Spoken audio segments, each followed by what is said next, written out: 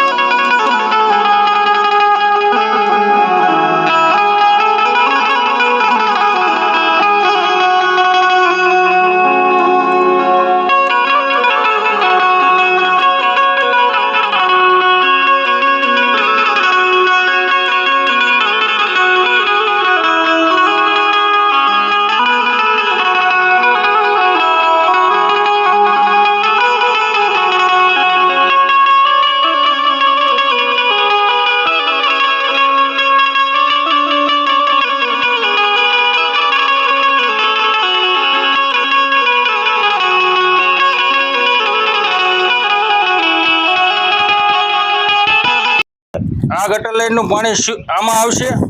આમાંથી શુદ્ધ થઈને આ કોઠીમાં આવશે